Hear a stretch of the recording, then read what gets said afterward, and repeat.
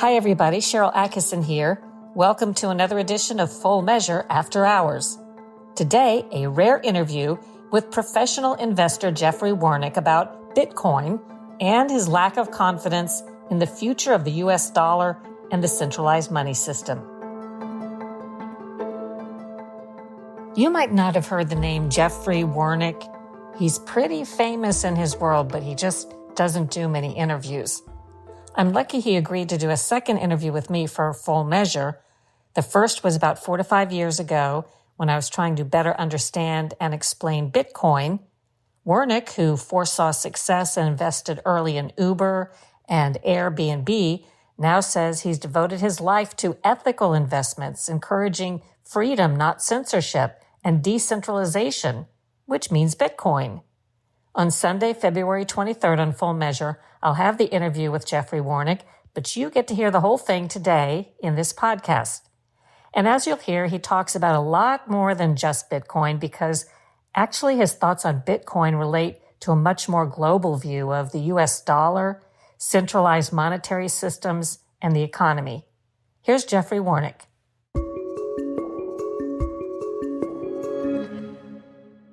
I think some people refer to me as an OG in the Bitcoin space because I was an early adopter of Bitcoin. I think some people several years ago when I used to, well, now it's been quite a few years ago when I used to regularly speak at conferences. Some people know me as that.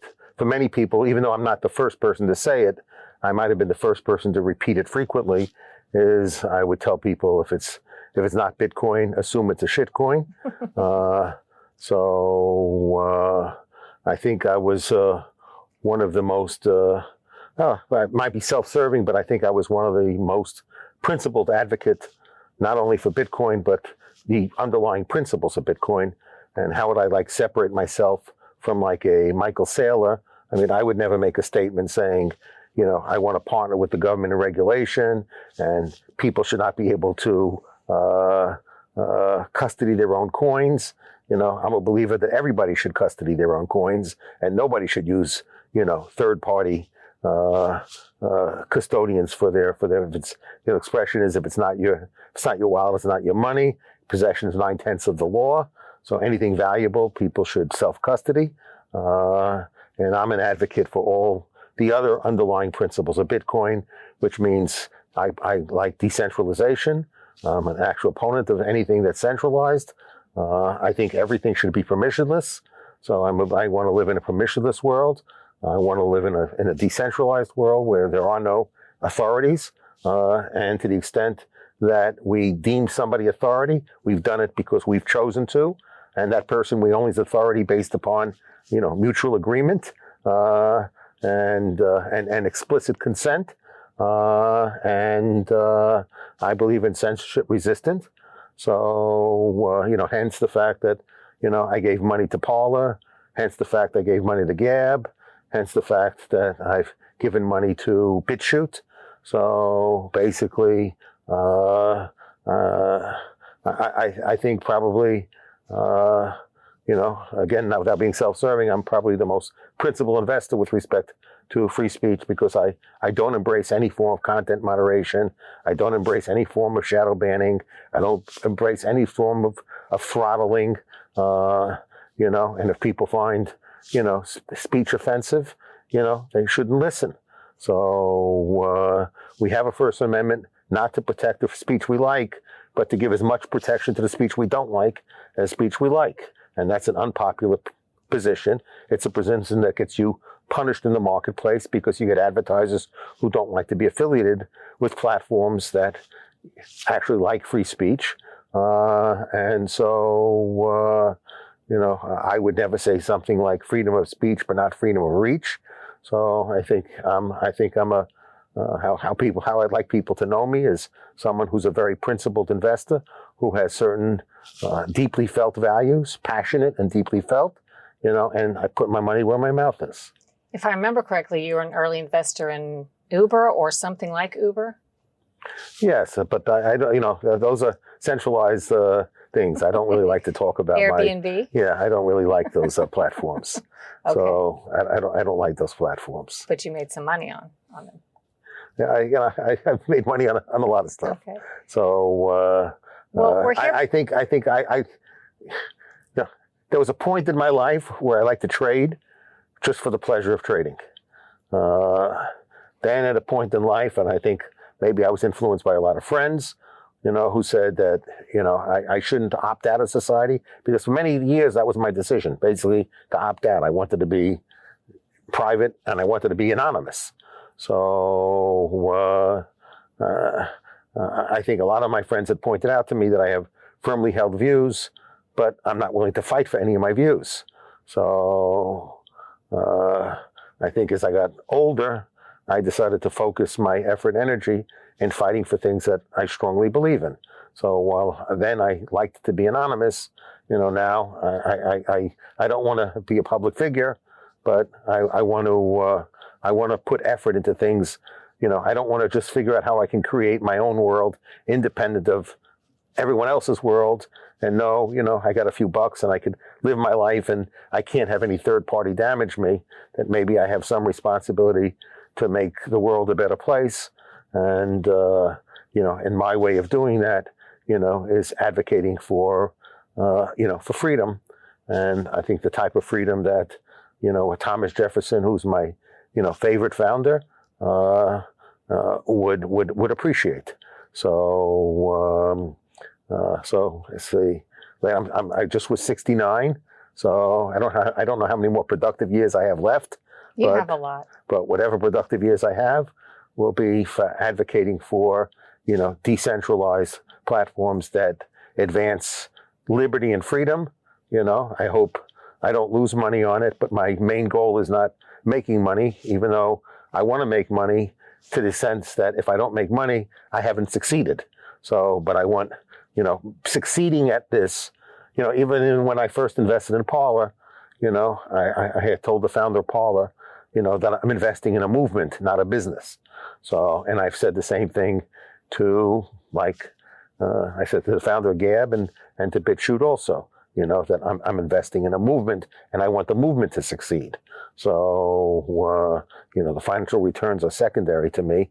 The principal thing is I want us to remind the people of, our foundational principles, because whatever other people think about what made America great, for me, my opinion, what made America great, what made America exceptional is not government, is the people, and the people uninhibited, by an interventionist, activist, government, parasitic government.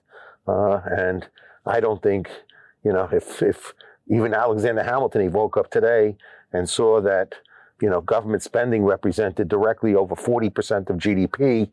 And then if you take a look at all the rules and regulations and things you need to permission for, basically free market capitalism is available to people like Elon Musk and no one else, because everybody else is in the world that they need to ask permission for everything.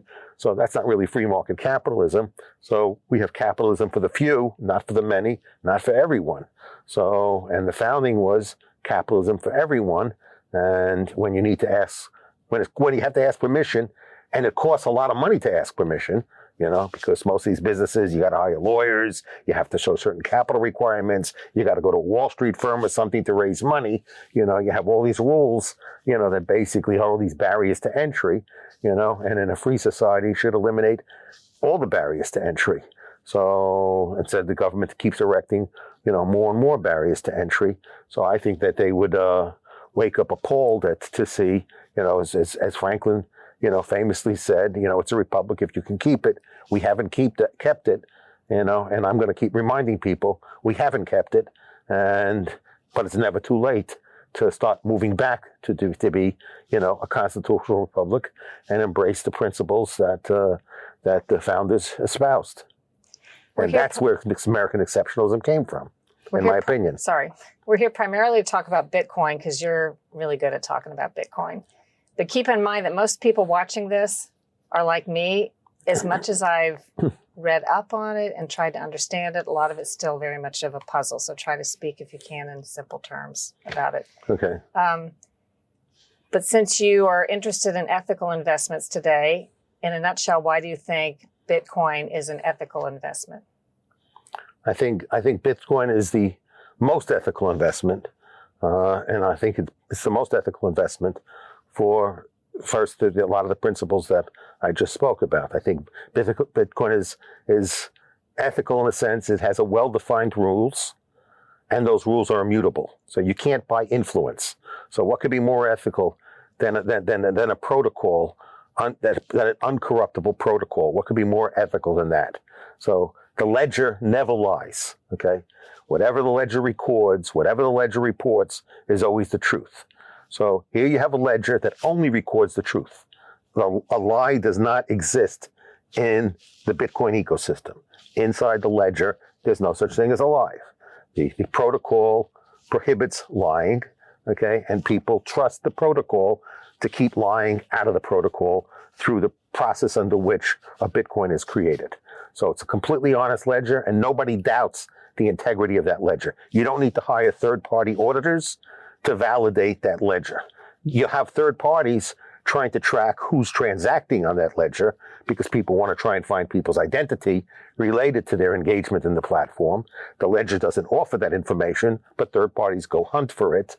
But that's not a ledger, doesn't produce that information and share that information on its own. It's third parties decide to go into the ledger and look at the private public keys and try and track who they think identities are. But that requires a lot of effort from third parties. That's not part of the ecosystem of the ledger itself. So what's more ethical than something that you have a store that people can exchange value without having to ask permission, doing a transaction on a mutual voluntary basis that can't be censored, there's no lying involved, the transaction's recorded real time, the whole world can observe the transaction without knowing the identity of the parties engaging in the transaction, but the whole world can observe that the transaction was done and at the price that was done at, and the amount of value was exchanged at that transaction, okay? And nobody can influence that. It's purely a process of complete voluntarism. So what could be more ethical than two mutually consenting parties agreeing to do a transaction and leaving a public record of that transaction and knowing that public record is an honest, truthful recognition of that transaction? What could be more ethical than that? We first spoke about Bitcoin some years ago. Uh-huh. A few years ago, maybe 6 or 4 7. years ago. 4? I feel like it was longer than that. What's changed on the Bitcoin landscape in that period of time? Anything unexpected happen that you didn't predict, or did things come true that you thought might? I think most of what I predicted, I think has come.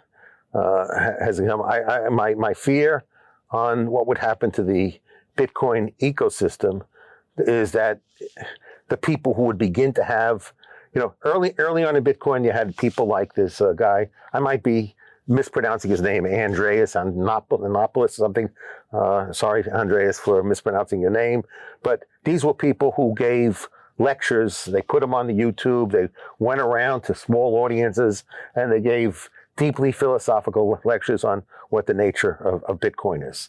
And so the early Bitcoin community got attracted by lectures like people like Andreas, some listening to me.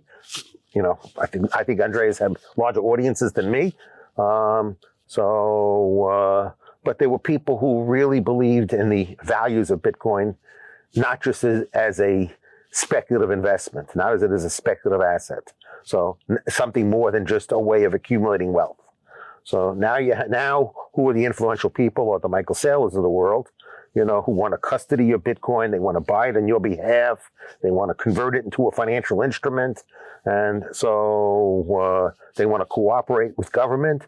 So the only value of Bitcoin they really embrace is its scarcity value, and how that scarcity value could make it as an attractive investment. That's the only attribute they care about Bitcoin.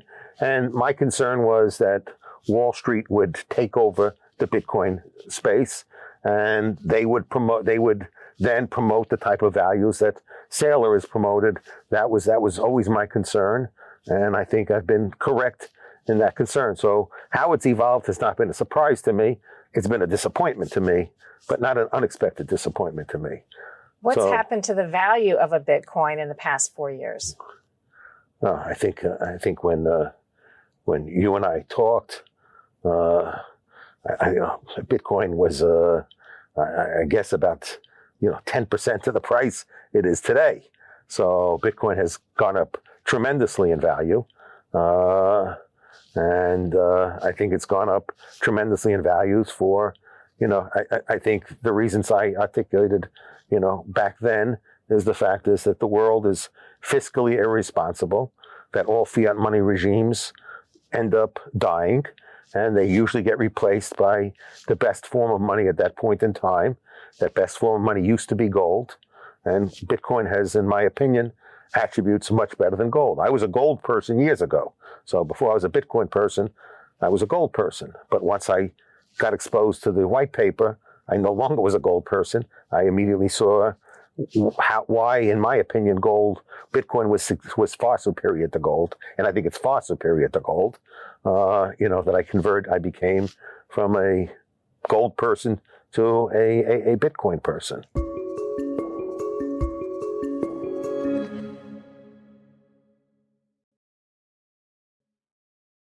I've read projections that Bitcoin is going to go from, let's say, $107,000 or so per coin for a high in recent months to $1 million. Do you believe that? What do you think? Well, let me give a perspective on this. Okay. If you take a look at the market cap, what would be, if right now you could say the most credible money out there, not a statement I agree with, but the marketplace does, is the US dollar. Okay. Most transactions are settled in dollars. Many people hold dollars. A lot more people hold dollars than hold Bitcoin. And then you could see what's considered the second best form of money, you might say, based upon measuring the market cap, is gold.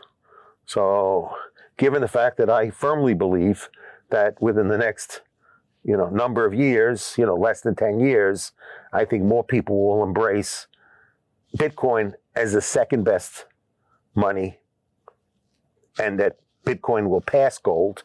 So if you take a look at the market cap of gold, I think the price of Bitcoin that would be equivalent to the market price of gold is probably around, I think one person told me recently, and I haven't checked it, but it could be as high as like $750,000, $80,000.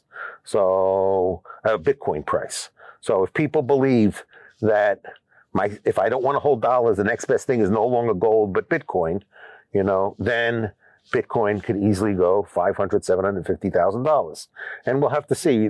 We've had something that we're seeing a discussion about now is corporate treasurers are now looking at holding some amount of Bitcoin. These are people who never really held any gold, but they're considering holding Bitcoin. So in some respects, I could say I'm happy about it because this will drive up the price of Bitcoin. In other things, I'm not happy about it because who I want to see adopt Bitcoin are individuals, not companies. So, the whole idea is to build an ecosystem of peer-to-peer money where people can transact independent of some third party participating in the transaction. Independent so people of the could be independent of government. Yes, I want to avoid, the government. I bought a place in Mexico, and when I went to the seller, of the property that I bought, I said I want to buy it in. I bought it in Tether. I don't ever get rid of my Bitcoin, so I have Tether, that I use for transactions. I don't even know what and that the guy is. Tether is USDT. It's called a stable coin. Okay. To me it's not crypto. Okay. So I don't want people confused with crypto.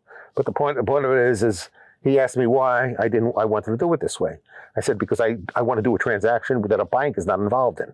I don't want to go to a bank branch. I don't want to have to give an explanation to some banker about why I'm doing this, and then have them be a judge whether I have a right to do it or not have a right to do it. Okay, this transaction between you and I don't want any third parties involved, except for the notary who needs to validate that this transaction, has legal effect, that it's actually occurring. So outside of the third party validating that you're selling and I'm buying, I don't want any third party involved. So I don't want to go to a bank. I don't want to take time speaking to a bank manager. I don't want to have to give any explanations to anyone. I just want to give you money. I want you to accept it. And I made him feel comfortable. And we did a transaction that I was told was the first of its type in Mexico. So I had to explain it to the notary. And when the notary asked me, why am I doing this transaction this way? I said, look at it. I'm going to give the buyer the money right now. In a few minutes, it'll be in their wallet. And we've done this all right here. And we haven't had to make any third party a transaction to it. And the cost of me wiring this quantity of money to this person is cheaper than I would have at the bank. So it's cheaper and faster and more convenient. So when the notary sat and experienced that transaction, the notary was very impressed with it. So the world I want to see is one of the things I've also. I don't know how famous I am for saying it, but, I say there's no such thing as a trusted third party. So, I studied, economics at the University of Chicago. I got to know a number of, brilliant people there, including Ronald Coase, who's the father of what people call transaction cost economics, and basically we should engage in transactions with people with as little friction as possible. So to the extent that we can get rid of a third party in transactions, we can eliminate friction in transactions, and facilitate a lower cost of transactions. So then the question is does a third party really add value to the transaction or not? And for us to exchange value with one another, there shouldn't be a reason why a third party should bring value to that transaction. So, I don't really like stable coins in the sense of they're expanding, because the most popular stable coins are collateralized by dollars. So they're really expanding. Right now today, stable coins really help the surveillance states because, the government is happy that these companies that issue stable coins, share information on when they trade on exchanges or whatever. They can now track people who are not Americans, who are transaction in stable coins. So it gives the government even more surveillance powers, rather than less. But, I'm going to be surveilled anyway, so at least I can eliminate the bank from the transaction, and I consider the most evil institutions as banks. So as Thomas Jefferson and many of our founders also believed, banks were amongst the most evil of institutions. And I agree with that assessment. There's always temptation these days for government to get involved in things. And there's talk about them somehow getting involved in regulating Bitcoin. What should we look out for on the landscape, do you think, in the coming decade? The government can't regulate Bitcoin, okay? Bitcoin is a protocol, okay? So it's not like the shit coins that have been issued, where some group of people created a foundation. They got pre-mined compensation, which means they rewarded themselves for just thinking through the project. And Bitcoin is an open source protocol. So there Satoshi said, here's Bitcoin. Whoever wants to go and buy computer equipment and mine them, there was no barriers to entry to doing so.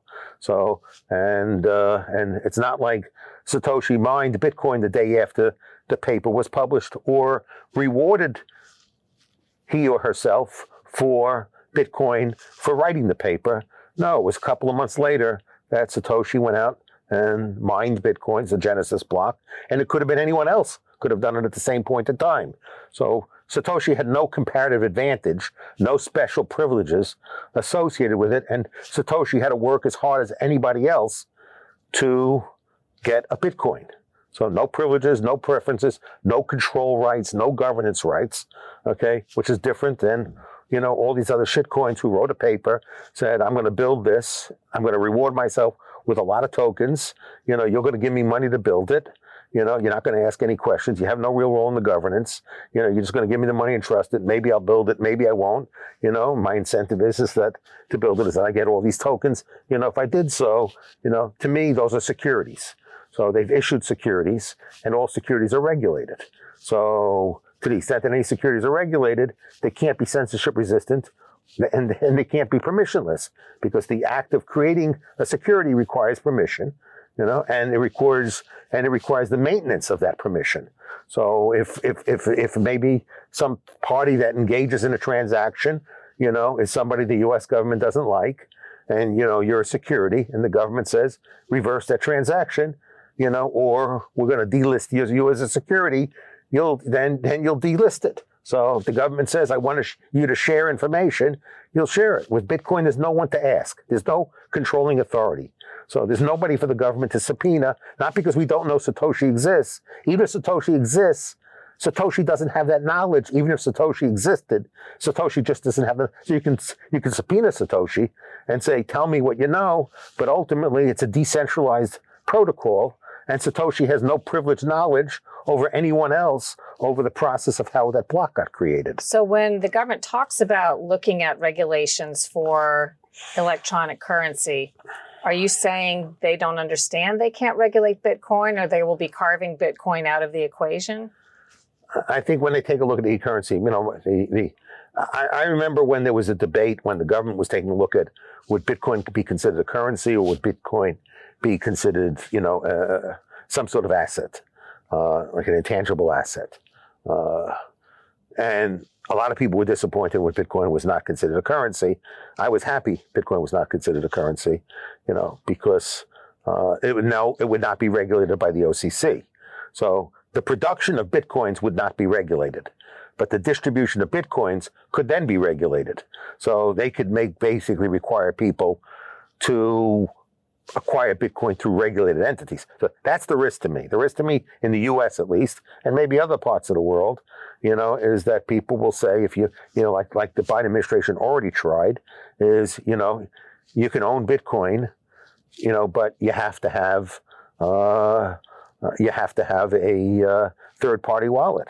They could consider U.S. miners as financial intermediaries and regulate U.S. miners. So that's the regulatory. For people to think there's no regulatory threats, there are regulatory threats. But the regulatory threat is not to Bitcoin in and of itself.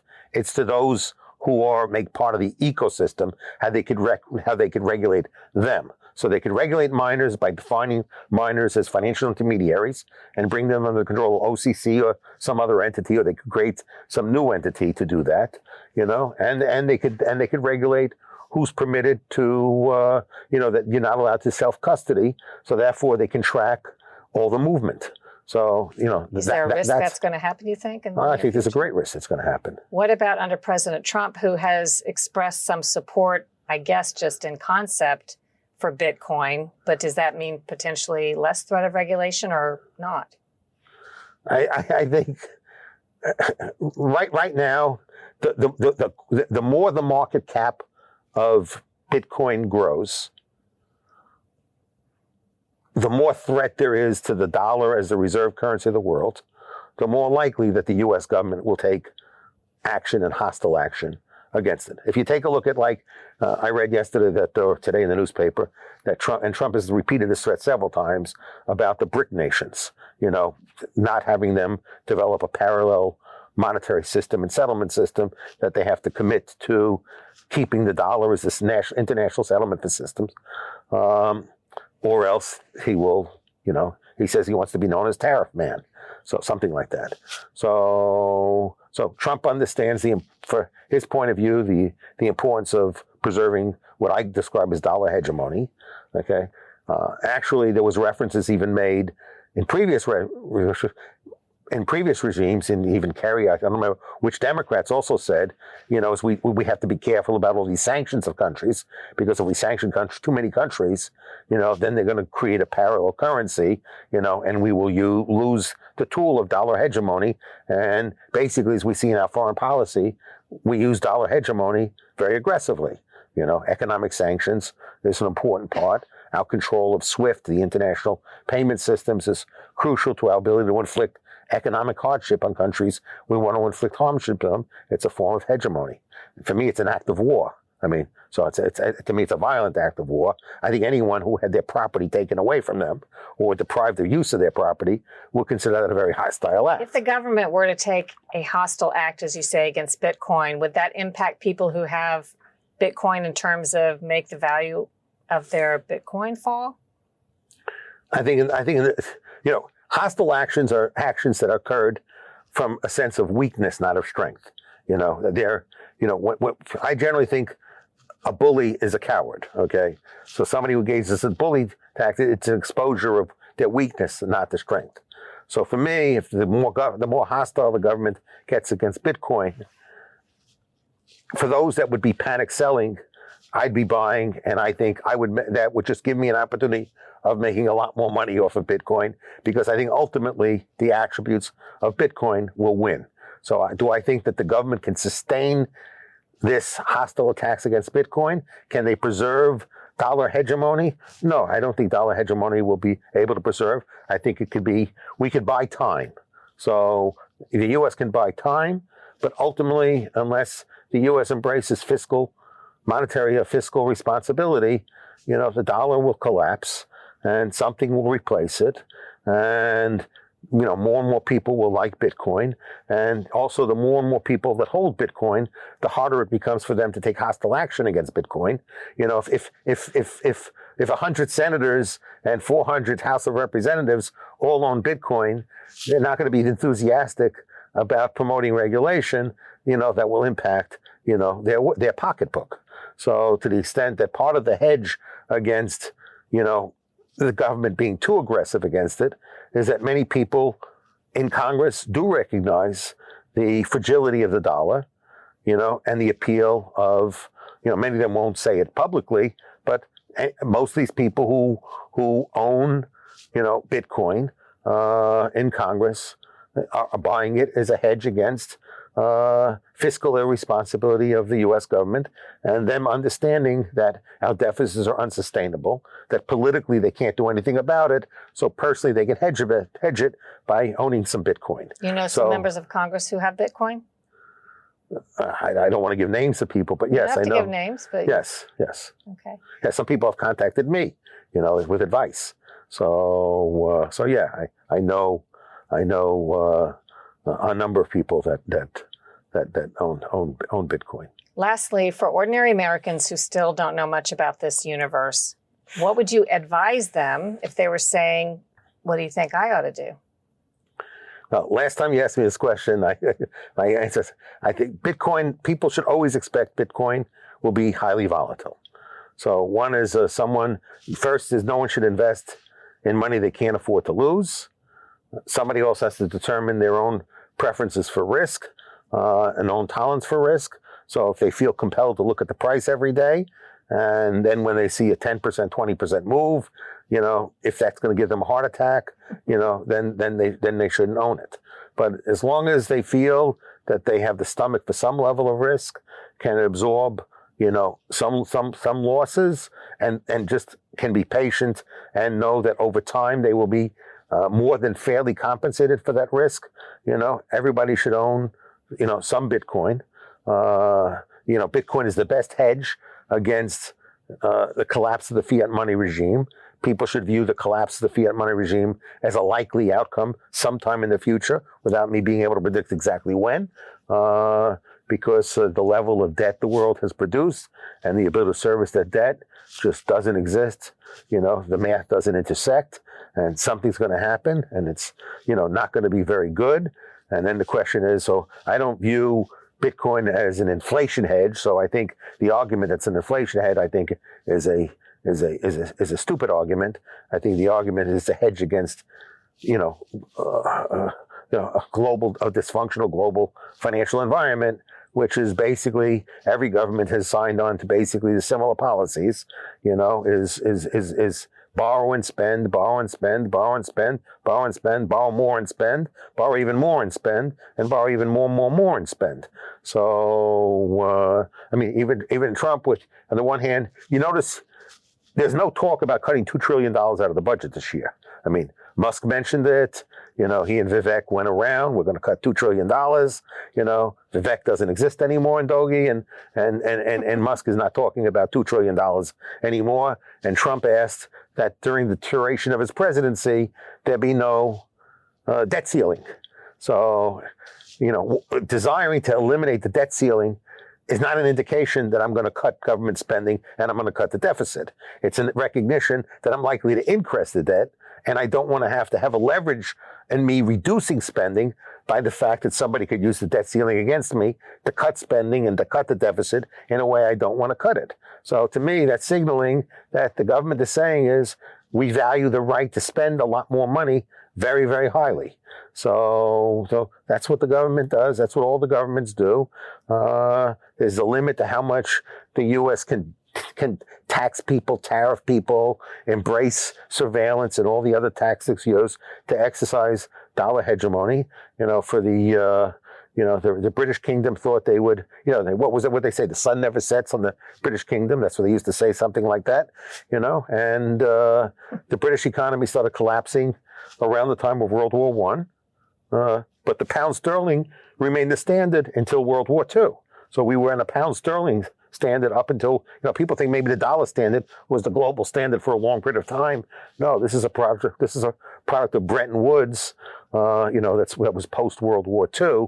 Prior to that, we were on a sterling standard, and the UK economy was a basket case for 30, 35 years before the sterling had collapsed as the global currency. So, and British never thought that they always thought that forever they'd be on the pound sterling would be, as good as gold. It was the reserve currency of the world. So people, have a lot of hubris, and Americans think we'll always be the greatest and we'll always be the best. And, the dollar will always be the standard. We can always apply, dollar hegemony. And I'm sure the Ottomans thought the same thing, and the Greeks thought the same thing, and the Romans thought the same things. All these great civilizations thought that they were going to be permanent, and none of them have been permanent. And, it's the hubris that we get and the lack of appreciation for how we got there that ends up being the downfall of everyone. And ultimately, it begins with the debasement of money. That's the beginning of the end. So we're at the beginning of the end. I think the last token, the last money, the last coin standing, will be Bitcoin, and it'll be worth significantly more. And unwinding this system will be more difficult now than it was in the past, because it's so highly leveraged. It's so highly leveraged through intermediaries that are all guaranteed by the government. So, if the system collapses, nobody's priced in the value of the government guarantees to the financial system. So we have the amount of debt that the government has been issued. We have the unfunded liabilities of Social Security, and Medicare. But now you have to add to that, if we have a collapse of the fiat money system, what is the value of the guarantees that the government has to have regarding deposit insurance? So the question is, one is, what do I have to pay off if I only pay off insured depositors? And how many losses will there be in the system if I don't pay off uninsured depositors? So nobody's giving consideration to the fiscal financial costs of the U.S., of that outcome as well. So what will that drive people to do? Maybe people have limited access. If you think about the Depression, right? People had limited access to their money. So it happened once. People think this can't happen in this country, when it has happened. The U.S. has had times where banks had holidays where you couldn't get, your demand deposit does not entitle you to demand whenever you want it. It entitles you to demand within a 30-day period of time, but the bank has a right to not give you the money when you demand it. It's already in the contract of a demand deposit. So, and the U.S. has defaulted on its debt before, and it was one of the issues that Roosevelt threatened the Supreme Court to stack the court, is when he wanted to renounce gold clauses in contracts. So when people had the option of taking, dollars or gold, when the gold was at a premium to the dollar, that's when Roosevelt said, well, we don't want to honor, we don't want to get rid of our gold, and we don't want to pay at the gold value. So we just want to pay at the dollar value. So that represents a haircut of about 20-25%. So people took a 20-25% haircut. I would consider that a debt default. I think most people who had two alternative payments, getting $100 in gold or $80 in cash, would view that as a default. So we've defaulted on our debt. We've confiscated gold.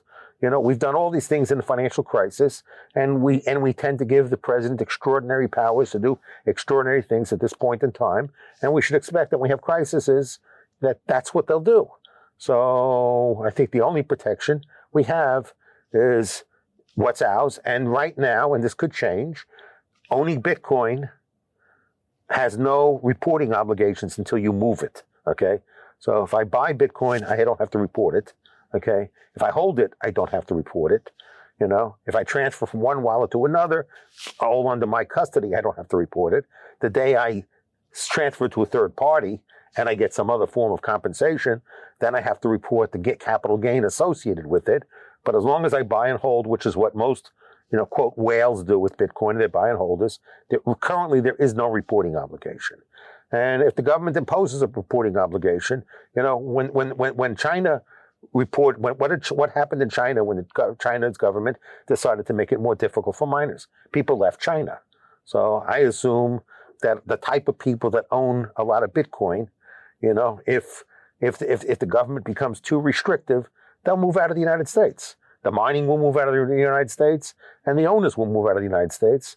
And there'll be other countries that are hostile to the United States or neutral to the United States, or don't dislike the United States, but don't like dollar hegemony, that'll sit back and say, we welcome you. So there'll be a place that'll welcome them.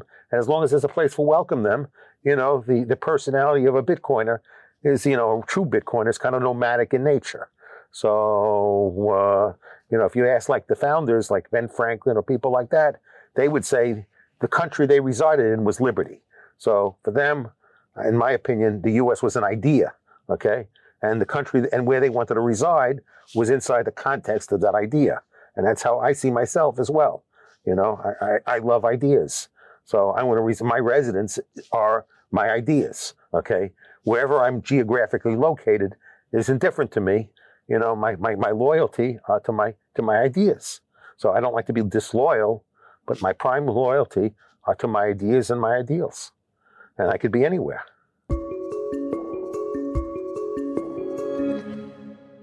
Wernick and I kept talking after the interview, and I learned a few more things that might be interesting to you.